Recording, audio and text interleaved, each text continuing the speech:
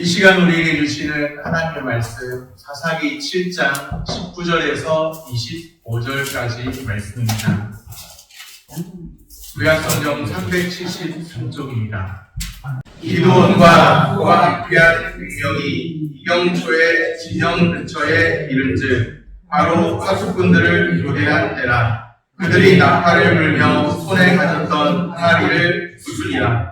세대가 나팔을 불며 항아리를 부수고 왼손에 횃불을 들고 오른손에 나팔을 들어 불며 외쳐 이르되 여호와와 기드온의 칼이다 하고 각기 제자리에 서서 그 진영을 에워싸매 그 온 진영의 군사들이 뛰고 부르짖으며 도망하였는데 300명이 나팔을 불 때에 여호와께서 그 온 진영에서 친구끼리 칼로 치게 하심으로 적군이 도망하여 스레라의 메시딸에 이르고 또 답밭에 가까운 아벨 무올라의 경계에 이르렀으며 이스라엘 사람들은 납달리와 아셀과 온 므낫세에서부터 부름을 받고 미디안을 추격하였더라.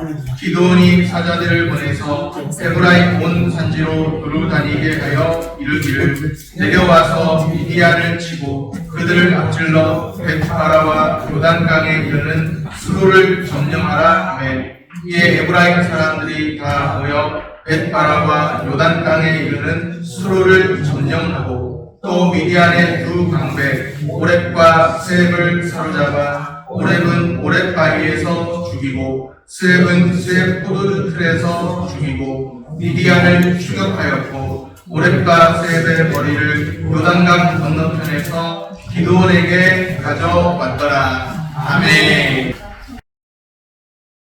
샬롬. 주님의 평강이 함께하기를 소원합니다. 300대 13만 5천의 대결. 기드온의 300용사가 대결했던 싸웠던 그 미디안 적군들은 300대 13만 5천이 되는 그런 세력들이었죠. 놀랍게도 300용사가 승리했습니다. 우리 인간의 생각으로는 300대 13만 5천이면 아무리 계산을 잘한다 해도 도무지 이거는 감당이 안 될 것 같아요.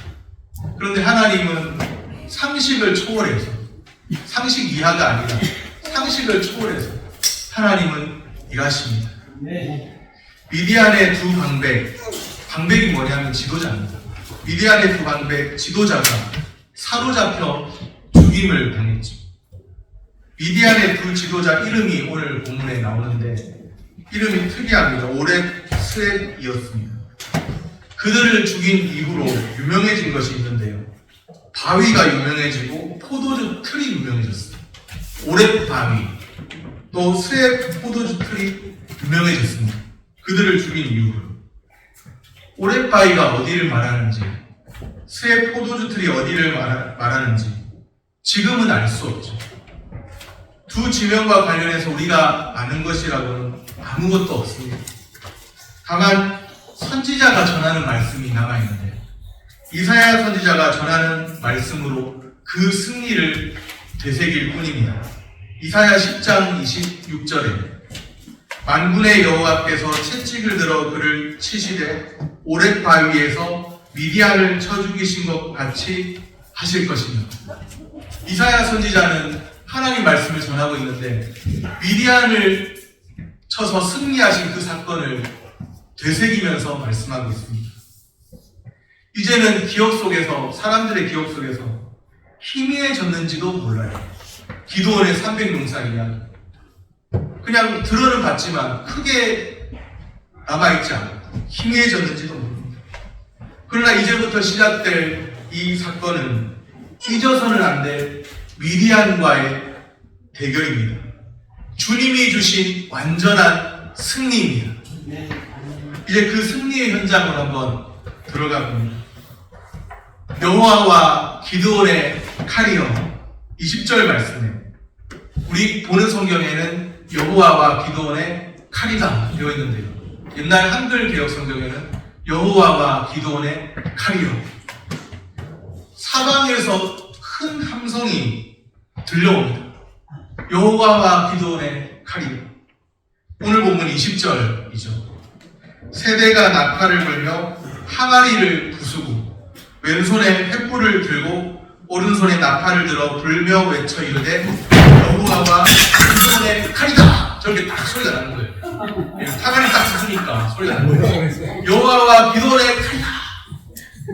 기드온의 300용사 외치는 거예요. 항아리께 부수면서 나팔을 들어 불며 외쳐 이르되 여호와와 기드온의 칼이다. 300용사가 세대로 나뉘었으니까 3개조로 나눈 것이죠. 100명씩 한 조를 이루지 않았나 생각해보면 3개조가 동시에 나팔을 불어요. 동시에 한 명이 집안에서 피리 불고 리코더 불고 해도 소리가 큰데 300명이 동시에 3개조로 나뉘어서 사방에서 나팔을 불면 얼마나 크겠습니까? 사방에서 들려오는 나팔 소리, 들고 온 항아리를 꽤 부쉈어요. 항아리 깨지는 소리가 상당히 요란하지 않았겠습니까? 300명이 동시에 깨 부숩니다. 사방에 높이 들린 횃불로 침입한 병사들이 상당히 많은 것처럼 여기저기 횃불이 보이니까 침입한 병사들이 많은 것처럼 그렇게 꾸몄습니다. 마치 미디안 적군이 볼 때는 대군이 갑자기 사방에서 밀려들어오는 그런 느낌을 받은 거죠. 예상치 못한 야간에 기습당했습니다. 적들이 놀라 자빠졌죠. 이것을 보통 사극에 보면 허를 찔렸다. 빈틈, 완전 허를 찔렸다는 말을 하죠. 허를 찔렸다. 19절에 기드온과 그 용사들이 습격한 시간이 나옵니다. 기드온과 그와 함께한 100명이 이경초의 진영 근처에 이른즉. 이경초가 어떤 시간인가?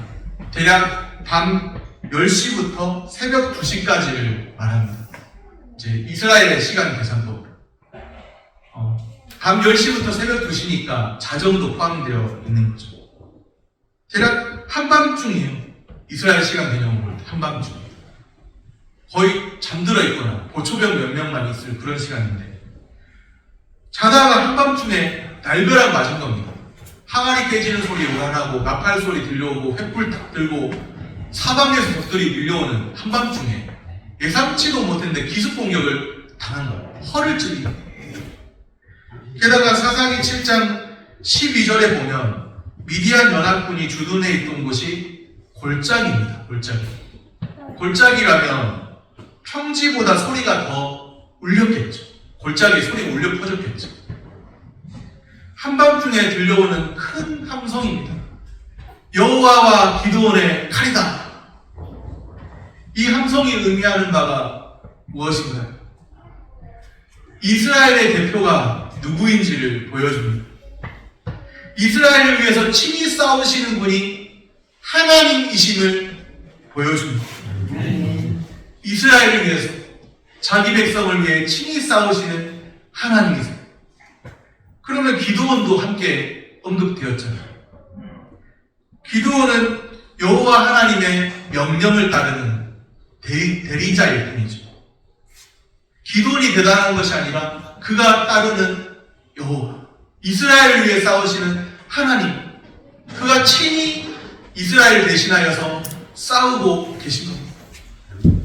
기드온은 300용사에게 이 함성을 지르겠습니다. 여호와와 기드온의 칼이다. 이미 이 이름들로 인해서 두려워 떨고 있었죠.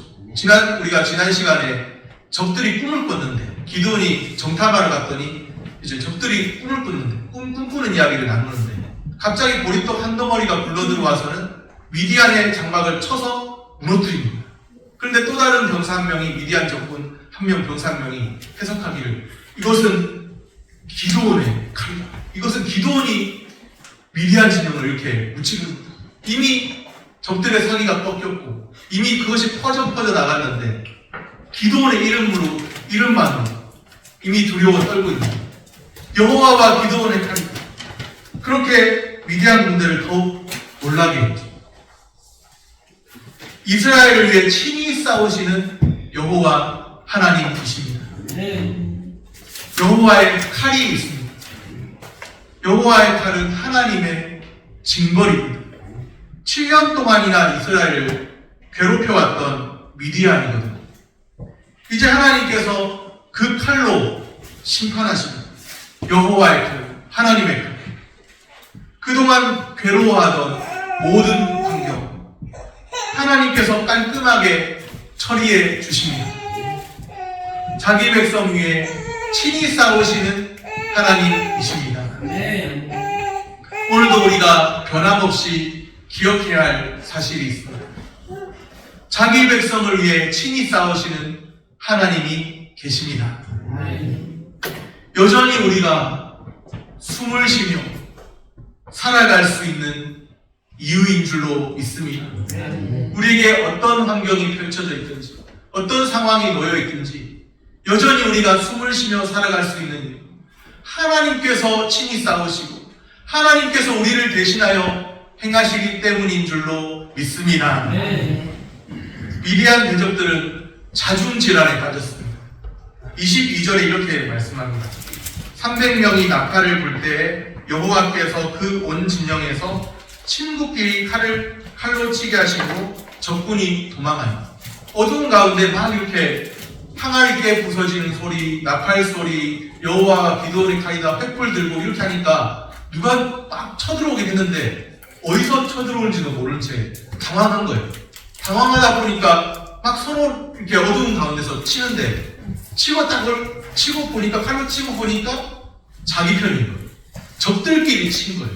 적들끼리. 자중질환이 일어난 거죠.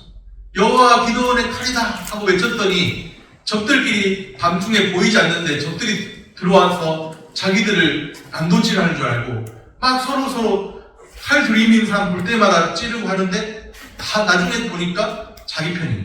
자기 편끼리 싸우고 있는 겁니다. 그런 광경이 일어난 겁니다.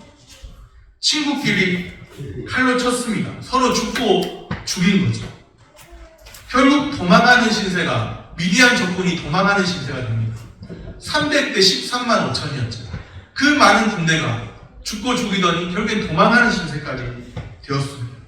13만 5천이 그렇게 힘도 못 써보고 맥없이 무너졌죠. 완전한 승리입니다. 오늘 이 사건을, 오늘 말씀에는 여호와께서 칼로 치게 하시고, 22절에 보면 300명이 나팔을 불 때 여호와께서 그 온 진영에서 친구끼리 칼로 치게 하시고 적군이 도망하니, 여호와께서 칼로 치게 하셨다. 적들이 그냥 막 어두운 가운데 싸우고 했는데, 뒤죽박죽 섞여서 싸우고 했는데, 결국에 이 사건을 해석하는 사사기 기록자는 여호와께서 칼로 치게 하셨습니다. 하나님께서 주신 승리라는 거예요. 야간 기습 공격, 세상의 어떤 말로 신의 한수였습니다. 야간의 기습 공격. 항아리 깨부수고, 또 횃불 들고서, 또 여호와와 기도원의 칼이다 나팔 불면서 외치고 기습 공격하는 것. 신의 한수였어요. 기도원의 전략이 절묘하게 들어맞은 것도 있죠. 그런데 사람의 계책이 성공하는 것도 하나님께 달려 있습니다.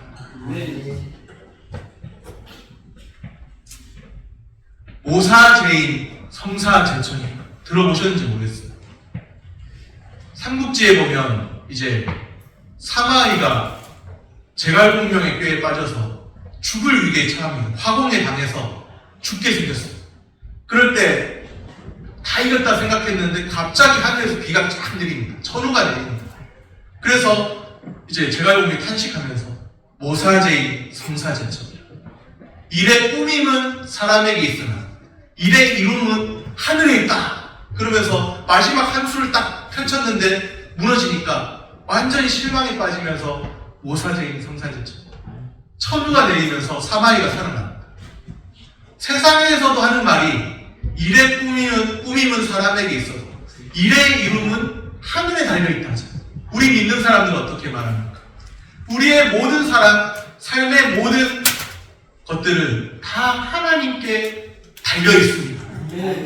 우리 인간의 생사화복이 하나님께 달려 있습니다. 사람의 계책이 성공하는 것조차도 하나님께서 간섭하셔야 되는 거예요. 우리는 그래서 이렇게 고백합니다. 하나님이 하셨습니다. 사람의 분노가 아닙니다. 최선을 다해서 우리의 모든 일들을 다 하지만, 최선을 다해서 우리의 모든 삶을 살아가지만 결국에는 주의 은혜입니다. 우리가 이룬 크고 작은 일들도 하나님의 간섭입니다. 하나님의 섭리 가운데 있습니다. 언제나 우리가 고백해야 할 것, 하나님이 하셨습니다. 믿음의 고백으로 날마다 승리하며 사시기를 바랍니다. 말씀을 정리합니다. 자기 백성 위에 친히 싸우시는 하나님이십니다. 언제나 우리가 고백해야 할 것, 누가 하셨습니다? 하나님이 하셨습니다. 자기 백성 위에 친히 싸우시는 하나님, 하나님이 행하신 일들을 믿음으로 바라보며 사시기를 축복합니다. 기도하겠습니다.